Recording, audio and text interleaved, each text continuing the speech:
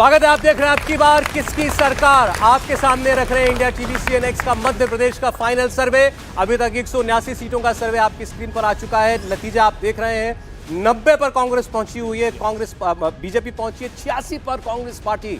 लेकिन अब अंतिम पड़ाव में जो आखिरी क्षेत्र बचा है, जो निर्णय करेगा सर्वे क्या बताता है किसकी सरकार बनती दिख रही है, वो है बघेलखंड और बुंदेलखंड। इन दोनों की मिली जुला जो सीटें हैं वो आपके सामने हम रखेंगे। ये मध्य प्रदेश के दो बड़े भौगोलिक इलाके हैं। इन दोनों रीजन को आप मिला दीजिए तो लोकसभा की 8 और विधानसभा की 51 सीटें आती हैं। तो बड़ा क्षेत्र है, बड़ा रीजन है। बुंदेलखंड मतलब सागर, दमोह, टीकमगढ़ और खजुराहो की ये सीटें, ये जिले अलग आइडेंटिटी है इनकी। लेकिन यहां पर हम शहडोल, सतना, रीवा और सीधी के साथ पूरे रीजन के बारे में आपको एक साथ बताएंगे। जो दल 51 सीटों वाले इस क्षेत्र को जीतेगा, साफ है सरकार वही बनाने जा रहा है मध्य प्रदेश के अंदर। और बघेलखंड बुंदेलखंड की 51 सीटों का सर्वे आपकी स्क्रीन पर मैं रख रहा हूं। अब मेहमान हमारे साथ बने हुए हैं, उनके और आपके सामने ये सीटें आ रही हैं।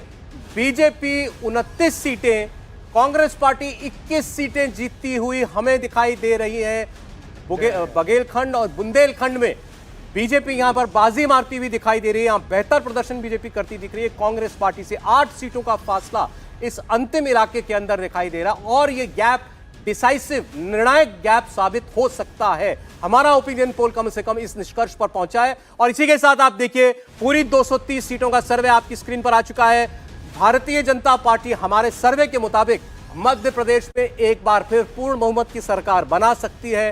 कांग्रेस पार्टी पिछड़ रही है इस चुनाव में भारतीय जनता पार्टी से। 2018 में सीटें जो आई थी, कांग्रेस पार्टी की ज्यादा सीटें थी। इस बार लग रहा है कि सर के बल वो आंकड़ा खड़ा हो गया है। जहां पर बीजेपी 2018 में थी, आज कांग्रेस पार्टी पहुंचती हुई दिखाई दे रही है और भारतीय जनता पार्टी हाफ पे मार्क को क्रॉस करती हुई दिखाई देती है। ऐसा हमारा सर्वे इशारा कर रहा है। सीटें आपकी स्क्रीन पर एक बार फिर मैं रख रहा हूं, जरा नजर रखिएगा। भारतीय जनता पार्टी 119 सीटें जीत सकती है, कांग्रेस को मिल सकती हैं 107 सीटें, 4 सीटें अन्य को मिलती हुई दिखाई दे रही हैं। वोट शेयर की बात कर लेते हैं, किस पार्टी को कितना वोट, कितना अंतर है। तो देखिए, यहां आपको एक क्लियर कट अंतर बीजेपी कांग्रेस के वोट शेयर में दिखाई देगा। 46% वोट बीजेपी को मिलता हुआ दिखाई दे रहा है, कांग्रेस पार्टी को 43% वोट जो है वो मिल रहा है। याद कीजिए 2018 का चुनाव, डेसिमल पॉइंट में अंतर था भारतीय जनता पार्टी और कांग्रेस में। हालांकि वहां पर वोट बीजेपी को आंशिक तौर पर ज्यादा मिला था, सीटों में पार्टी पिछड़ गई थी। लेकिन इस बार एक फासला, आपको क्लियर कट गैप जो है वो दिखाई देता है। वोट शेयर में भी 3% का अंतर आपको स्पष्ट तौर पर दिखाई दे रहा है। और हमारे इन दो ओपिनियन पोल में, 15 दिन पहले जो ओपिनियन पोल किया और आज जो ओपिनियन पोल किया है, इसमें कितना फासला आया है, इससे आपको ट्रेंड पता लगेगा। कौन सी पार्टी ऊपर जा रही है, कौन सी पार्टी नीचे जा रही है। तो आपकी स्क्रीन पर हम रख रहे हैं एक तुलना, आप देखिएगा। 19 अक्टूबर का सर्वे जो पहला सर्वे था एमपी का, और दूसरा सर्वे आज हमने जो 3 नवंबर को किया। बीजेपी 115 से बढ़कर 4 सीटें आगे 119 पर पहुंचती दिख रही है। कांग्रेस पार्टी 110 पर थी और नीचे जाती हुई 107 पर दिखाई दे रही है। अन्य जो है वो 5 से घटकर 4 पर आते हुए दिखाई दे रहे हैं। एक बार क्योंकि भावेश का सर्वे है, उनकी टीम ने किया जमीन पर उतर करके, फिर मैं कहूंगा ये दोनों सर्वे करने से पहले आम चर्चा थी मध्य प्रदेश को लेकर कि भारतीय जनता पार्टी पीछे है, कांग्रेस पार्टी आगे दिखाई दे रही है। इस नैरेटिव को बीजेपी बदलती हुई दिखाई दे रही है मध्य प्रदेश में। आपके सर्वे में भी वही दिख रहा है। देखिए, 2-3 प्रमुख बातें जो मध्य प्रदेश के संबंध में देखिए, जो पिछले 2-3 महीने में हुए, ये बात फैक्ट है कि कांग्रेस वहाँ पे अच्छी पोजीशन में थी जून जुलाई के महीने में। लेकिन उसके बाद आप देखिए जो इवेंट हुए वहाँ पे, जिस तरह के पॉलिटिकल डेवलपमेंट हुए, देखिए बीजेपी का जो सबसे बड़ा गेम प्लान है मध्य प्रदेश में, वो आपको दिखेगा टिकट डिस्ट्रीब्यूशन। टिकट डिस्ट्रीब्यूशन में बीजेपी जिस तरह का उसका कैंपेन है, उसी ढंग से उन्होंने अपना टिकट डिस्ट्रीब्यूशन में किया है। लेकिन कांग्रेस का टिकट डिस्ट्रीब्यूशन देखिए, उनका कैंपेन है पूरे जाति जनगणना के ऊपर, लेकिन उनका टिकट डिस्ट्रीब्यूशन देखिए तो ओबीसी को उन्होंने 59 सीटें दी। एक तो फैक्टर हुआ है। दूसरा, जो बीजेपी जहां पे जो टिकट लिस्ट में जो अपने बड़े बड़े नेताओं को जो उतारी है, उसका उनको फायदा ये मिला कि वो बड़े नेता, जैसे आपने देखा अभी फर्स्ट सर्वे हमारा और सेकंड सर्वे में अंतर सबसे ज्यादा कहां दिख रहा है आपको? सबसे ज्यादा दिख रहा है चंबल रीजन में। चंबल रीजन में हुआ क्या, जहां से नरेंद्र सिंह तोमर आते हैं, वहां से आप देखें वो सिर्फ अपनी सीटें ही नहीं बचा रहे, बल्कि आसपास के सीटों पर भी प्रभाव डालते हुए दिख रहे। तो बीजेपी को सबसे ज्यादा, सबसे बड़ा गेम चेंजर चंबल है, इसका मतलब एग्जैक्टली जो फर्स्ट और सेकंड सर्वे में जो आप देखेंगे उसमें सबसे ज्यादा अंतर चंबल चंबल रीजन है, वहां पे दो सबसे बड़ी फैक्टर, एक तो बीजेपी का जो टिकट डिस्ट्रीब्यूशन है, जो बड़े नेताओं को उतार उससे फायदा, दूसरा जो ज्योतिराज सिंधिया को लेकर, जैसे हर्षवर्धन जी ने पहले कहा था, ज्योतिराज सिंधिया जो पहले ज्यादातर दिल्ली में समय बिताते, आज की डेट में आप देखेंगे वहां पे सबसे ज्यादा वो मेहनत करते हुए दिख रहा है, जिसका बीजेपी को फायदा होता दिख रहा है। एक दूसरी बात यह है कि देखिए, अब जब कांग्रेस की देखेंगे, कांग्रेस का जैसे 15 महीने की सरकार थी, वो बहुत ज्यादा उसको हाईलाइट नहीं किया जाता। क्यों नहीं किया जाता? क्योंकि उसमें बहुत ज्यादा काम हुआ नहीं था। जिस तरह की घोषणाएं उसमें किया गया था, उसको बहुत ज्यादा इंप्लीमेंट नहीं कर पाई थी कांग्रेस, जिसका खामियाजा कांग्रेस को उस 15 महीने का एंटी इनकम्बेंसी भी दिखना पड़ रहा है, जिसके वजह से आप देखेंगे बीजेपी टाइट फाइट है। मैं ये कह रहा हूं, अभी ये ओपिनियन पोल है, अभी 15 दिन और आपका एंटी इंकम्बेंसी कांग्रेस के साथ भी है, 2018 है, कांग्रेस के साथ भी है, क्योंकि 114 सीटें कांग्रेस जीती थी, उनके विधायकों के खिलाफ भी एंटी इनकम्बेंसी, दूसरे जो कम समय बचा है मेरे पास सब लोगों की राय, सब लोगों का ओपिनियन लेने के लिए। शहजाद, आपके पक्ष में जाता हुआ सर्वे ये दिखाई दे रहा है, अभी आपकी पार्टी बेहतर कर रही है ऐसा दिखाई दे रहा है, पिछड़ रही है कांग्रेस, गैप जो साफ स्पष्ट तौर पर दिख रहा है आपने मेंटेन किया और उसको बढ़ा भी रहे आप।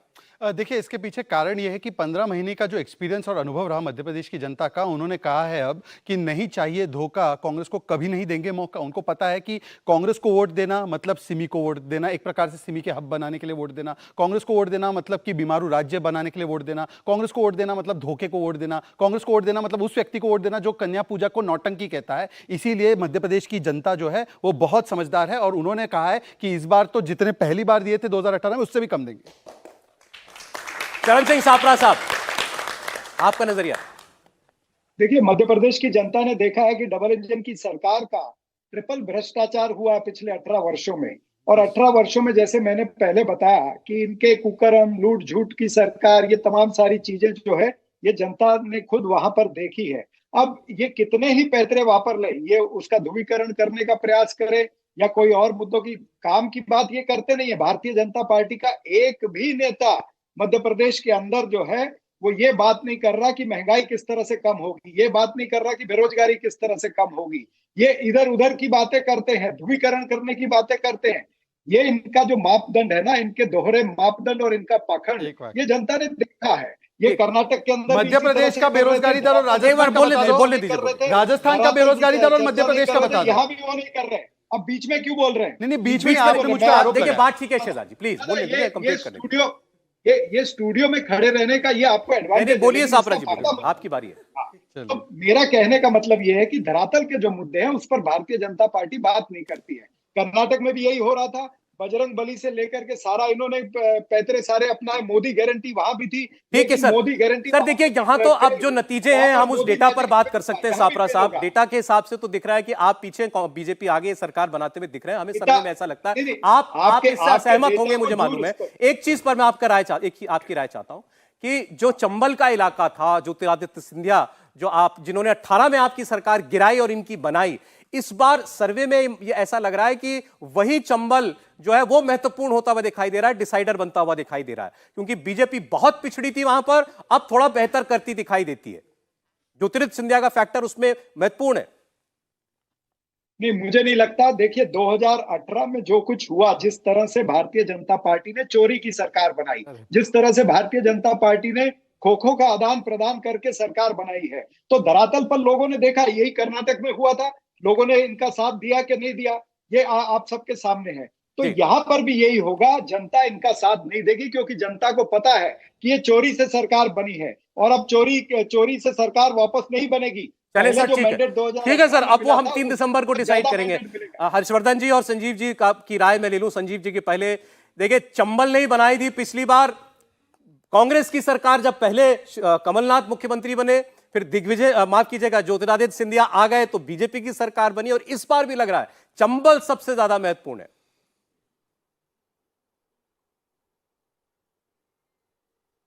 संजीव जी, देखिए, मतलब चंबल और उसके साथ साथ पूरे एमपी की, मैं लगातार ये मानता रहा हूं कि जो एक पब्लिक सेंटिमेंट है वो शिवराज सरकार या बीजेपी के खिलाफ है।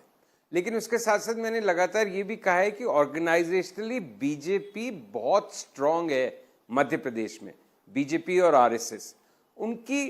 तो ये पूरा चुनाव, अब अगर हम इस सर्वे को सही मानते हैं, और चूंकि हम इसको डिस्कस कर रहे हैं तो इसको सही मान के डिस्कस करना चाहिए, तो ये पूरा चुनाव लास्ट माइल कन्वर्जन पे डिपेंड ज्यादा कर रहा है।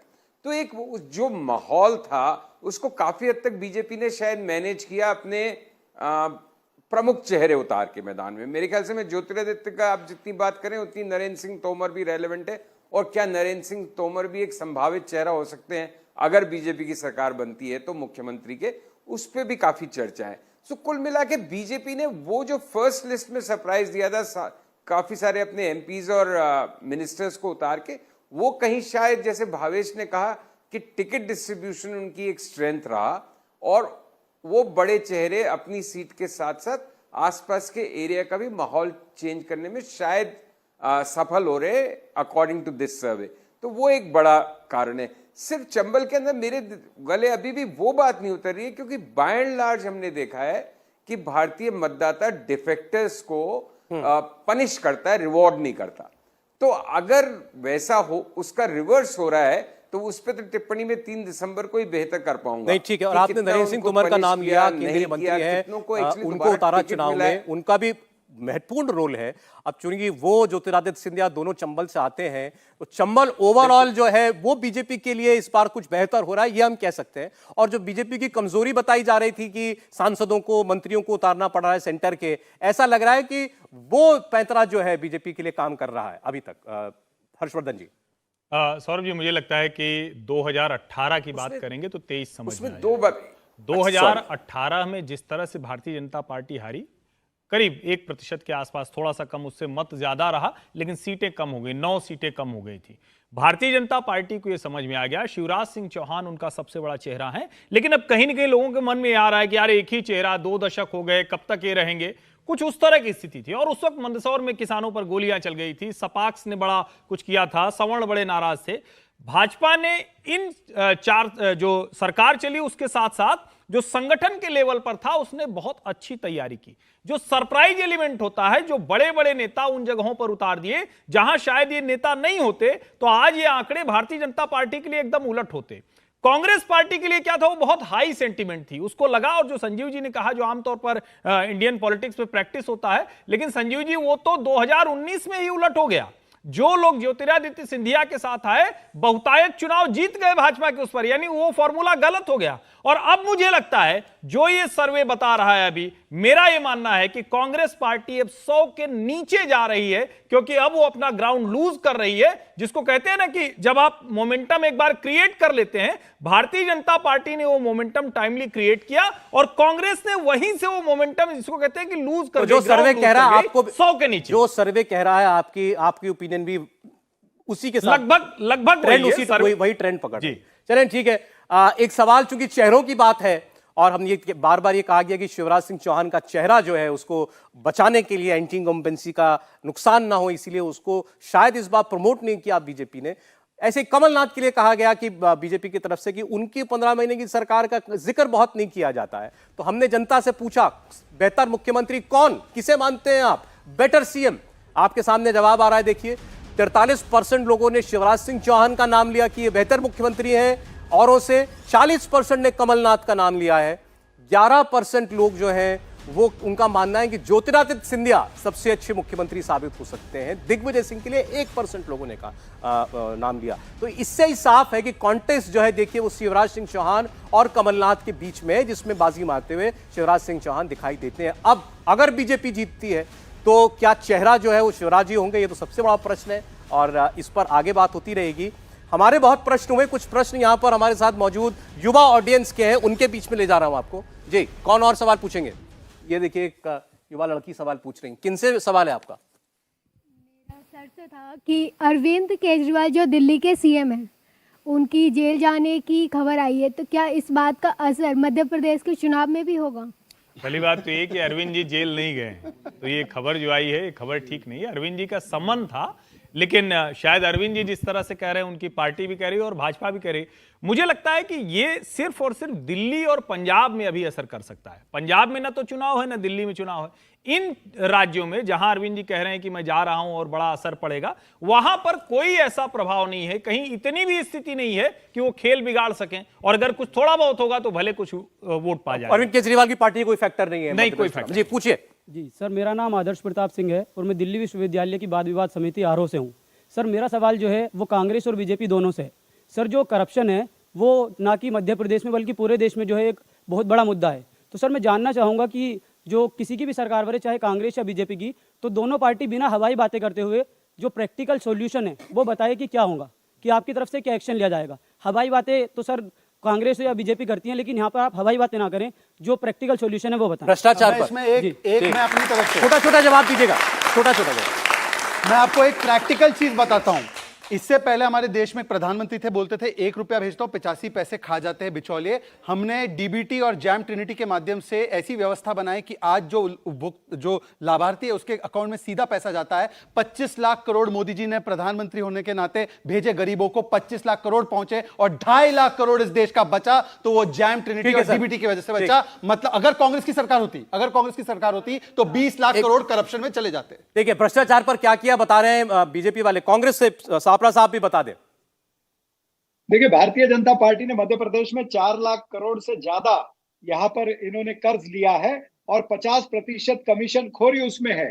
कांग्रेस की सरकार आते ही हम ये 50% कमीशन खोरी को बंद करेंगे। ऑटोमेटिकली 2 लाख करोड़ 15 महीने क्या किया आपने? और ये जो जेल डाल स्कीम देते। अनाउंस करी है वो सारी स्कीम को हम उस पैसे से इंप्लीमेंट करेंगे। 15 महीने में क्या हुआ ये जनता को मालूम है। आगे करेंगे, अभी कुछ नहीं किया। 11.5 हाँ तो जीतेंगे तब न करेंगे। 15 महीने सरकार थी मान्यवर, तब क्या किया? 15 महीने सरकार थी, व्यापम तो आप पुराना गाना गा रहे हो। 11 महीने में हमने किया अच्छा व्यापम में एक भाजपा के नेता का नाम बताओ जिसको जेल में डाला। हमने भ्रष्टाचार मिटाने का प्रयास किया। चरण जी, आपने 18 आप साल में अच्छे व्यक्ति हैं, कांग्रेस लूटा में है। अच्छे हैं। अब 18 वर्ष चलिए ठीक है सर चलिए ठीक है। एमपी पर हमने बात, आप उनको उकसा रहे हैं क्या कि आ गए तो हमको जेल में डाल ऐसा दीजिएगा?